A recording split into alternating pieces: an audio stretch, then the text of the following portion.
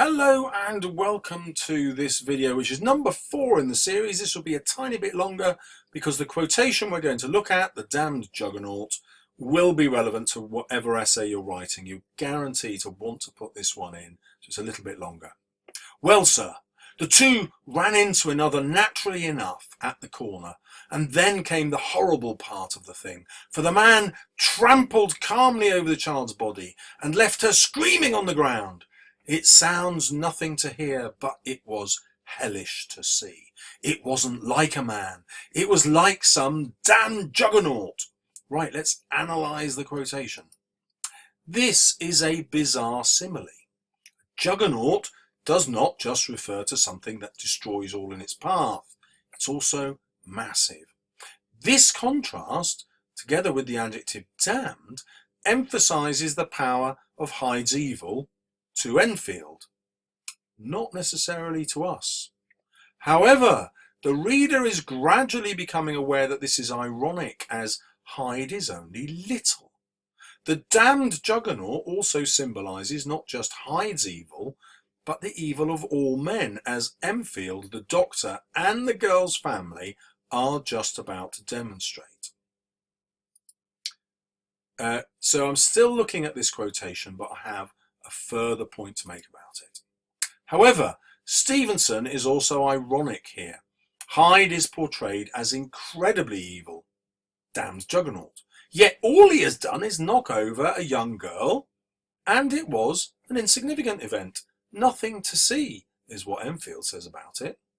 There are two possibilities here. One is that Stevenson wants us to see Hyde as so evil that everyone instinctively turns against him, just like Enfield has.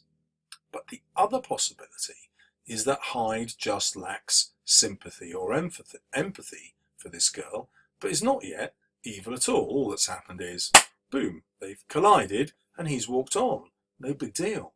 The real evil here is not Hyde, but those who react to him as damned, going to go to hell. So, through the Christian illusion of damned, Stevenson perhaps suggests that Christian belief itself is the problem. Instead of a world which is a battle between good and evil, perhaps he's implying that Hyde's desires are simply natural. This is important later in the novel when we examine Hyde's murder of Sir Danvers Carew. Yes, this senseless killing does suggest Hyde's uncontrollable evil.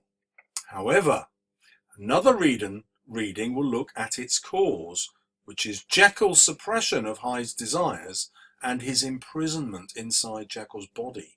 He's kept locked up in there for a year and not able to express himself. Evil in this reading is caused by suppressed desire and the Christian suppression of natural desires, which we will look at later and link to homosexuality, which of course was severely repressed in Victorian times. And once again, let's look at the vocabulary that you will steal no matter what the question. So again, when I've spotted a simile, I've named it. I'm always going to be able to use the word juggernaut because it's relevant every time I write about Hyde, which will be relevant even when you're writing about Jekyll, because the two will be contrasted in your essay.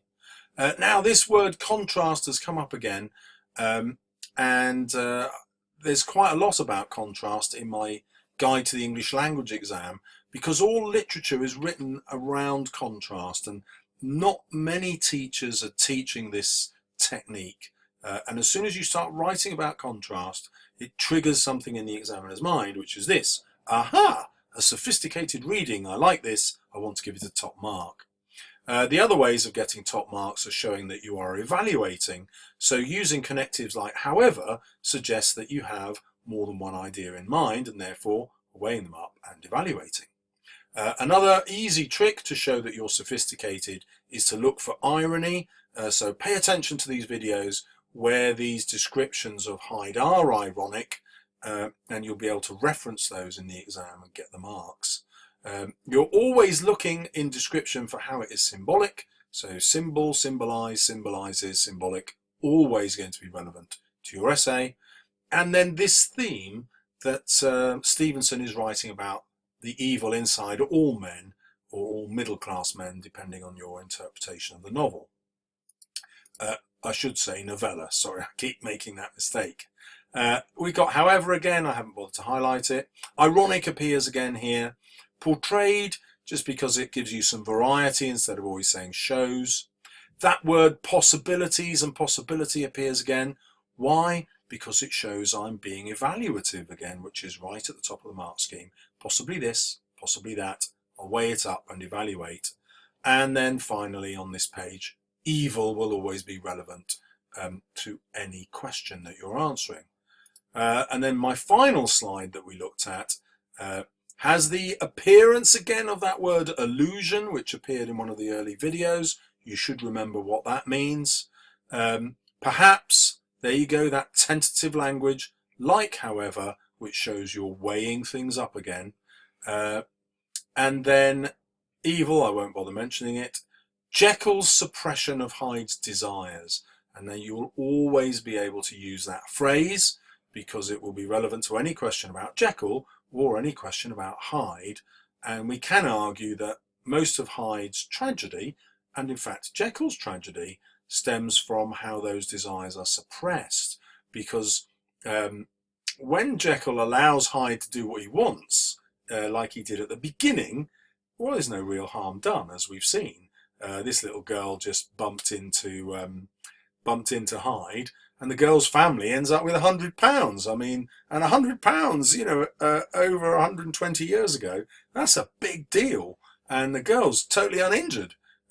So, you know, who's the victim here? It ain't the girl. I'm telling you that. Right. Good luck with your revision. Look out for the next video, which hopefully will be a bit shorter.